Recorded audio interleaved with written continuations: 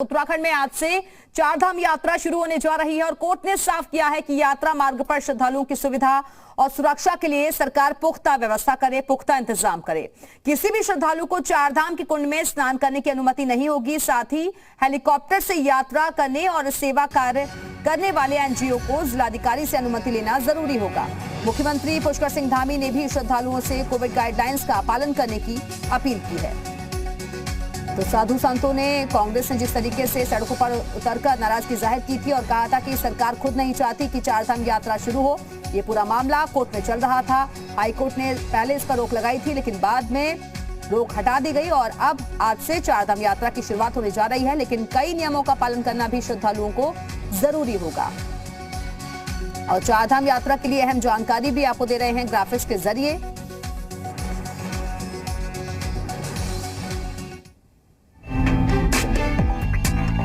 Nainital high court के आदेश के बाद शनिवार से चारधाम यात्रा शुरू हो रही है। यात्रा को लेकर जहां एक ओर श्रद्धालु और संत समाज में हर्ष का माहौल है, वहीं दूसरी ओर सरकार भी पूरी तरह से तैयार है। सफाई इत्यादि की व्यवस्था होने के बाद तत्काल हमारा पहला लक्ष्य है। हम बहुत दिनों से प्रयास कर रहे थे। माननीय न्यायालय ने हमारे प्रस्ताव पर सहमति दी है। माननीय न्यायालय ने उसको चलाने की अनुमति प्रदान की है। तो हम जल्द से जल्द चाहते हैं कि यात्रा चालू हो, क्योंकि यात्रा का बहुत कम समय बचा हो। हाईकोर्ट के फैसले के बाद से ही राज्य सरकार और देवस्थानम बोर्ड हरकत में आ गए थे। वहीं शनिवार से चारधाम यात्रा शुरू होने पर उत्तराखंड बीजेपी के चुनाव प्रभारी प्रहलाद जोशी ने आभार जताया। नैनीताल हाईकोर्ट जो निर्णय दिया है, मैं उसका स्वागत करता हूं। माननीय मुख्यमंत्री पुष्कर धामी नेतृत्व सरकार जो काम किया है, आर्ग्यूमेंट रखा है, मैं उसके लिए सरकार को भी, माननीय मुख्यमंत्री को भी मैं अभिनंदन करता हूं। बता दें कि कोरोना के चलते चारधाम यात्रा लंबे वक्त से बंद थी। यात्रा शुरू करने की मांग पर राज्य सरकार हाईकोर्ट पहुंची, जहां सुनवाई करते हुए कोर्ट ने कुछ शर्तों के साथ यात्रा शुरू करने के आदेश दिए। कोर्ट ने सरकार को सीमित संख्या में भक्तों को यात्रा की अनुमति दी।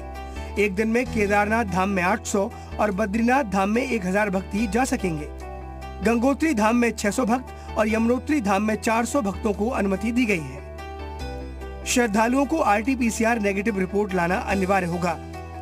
कोविड वैक्सीनेशन का सर्टिफिकेट अनिवार्य है। इसके अलावा श्रद्धालु किसी भी कुंड में स्नान नहीं कर सकेंगे। चारधाम यात्रा के साथ साथ हेमकुंड यात्रा भी शनिवार से शुरू होगी। दोनों यात्राओं के शुरू होने से भक्त गदगद हैं। ब्यूरो रिपोर्ट, जी मीडिया। चारधाम यात्रा से पहले मुख्य सचिव SS संधू केदारनाथ धाम पहुंची और पुनर्निर्माण कार्यों का जायजा लिया। इस दौरान उन्होंने अधिकारियों को काम जल्द पूरा करने के निर्देश दिए और उसके बाद मुख्य सचिव ने केदारनाथ यात्रा को लेकर की गई तैयारियां भी देखी। केदारनाथ मंदिर में दर्शन व्यवस्था के साथ ही यात्रियों को कोविड नियमों के पालन के निर्देश दिए गए हैं। उन्होंने अधिकारियों से कहा कि हर हाल में यात्रा को सफल बनाया जाए।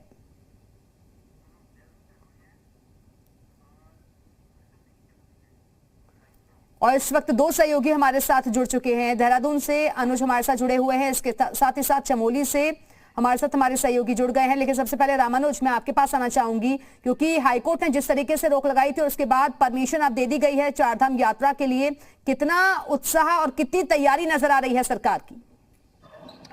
दिव्या, सरकार ने पहले ही कहा था कि अगर चारधाम यात्रा शुरू होती है तो सरकार की तैयारियां हैं और मुख्यमंत्री पुष्कर सिंह धामी ने पुलिस प्रशासन के साथ SDRF और जो स्वास्थ्य विभाग के अधिकारी हैं उनको निर्देश दिया है कि यात्रा मार्ग पर श्रद्धालुओं के लिए उचित व्यवस्था किया जाए। और उस कड़ी में आज से यात्रा शुरू हो रही है। चूंकि हरिद्वार से ये यात्रा शुरू होती है, चाहे वो ऋषिकेश हो या श्रीनगर, पौड़ी और इसी तरह से रुद्रप्रयाग, चमोली, अलग अलग स्थानों पर जहां भी श्रद्धालु रुकते हैं और रात्रि विश्राम करते हैं, पूरा पुख्ता इंतजाम होना चाहिए। और हाई कोर्ट के आदेश के बाद सरकार ने पूरे इंतजाम करने का दावा किया है। महत्वपूर्ण बात यही है कि चारधाम यात्रा में बद्रीनाथ, केदारनाथ, गंगोत्री, यमुनोत्री धाम में जहां निश्चित संख्या में श्रद्धालु यात्रा कर सकेंगे, वहीं सरकार ने ये कहा है कि कोविड की जो गाइडलाइंस है उसका पूरा पालन कराया जाएगा।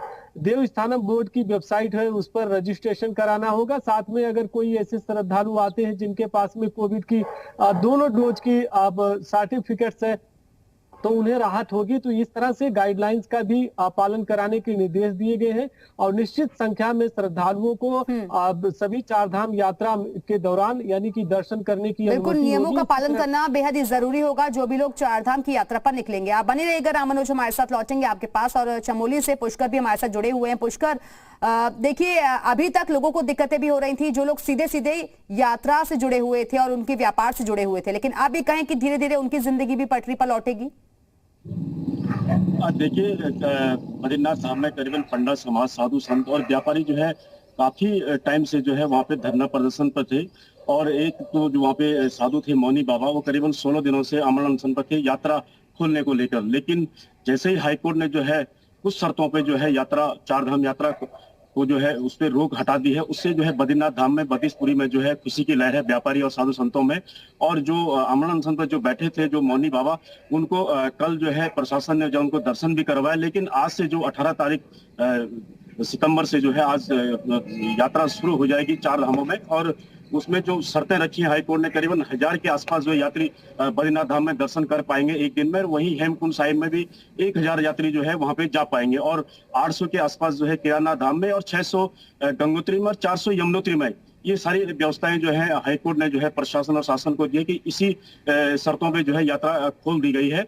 और जो प्रतिदिन जो होटल व्यवसाय हैं, जो होटलों में यात्री जहाँ पे रात्रि विश्राम करेंगे वहाँ पे सैनिटाइज होना जरूरी है। और जो कोविड जो गाइडलाइन है उसका फॉलो जरूरी है।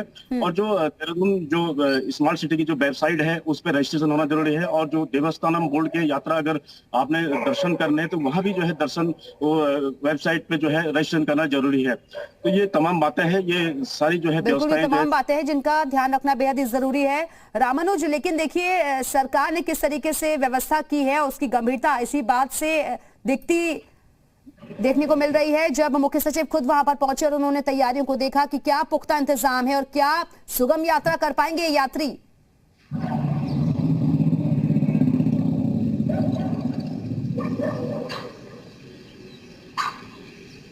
रामानुज, आवाज मिल रही है आपको?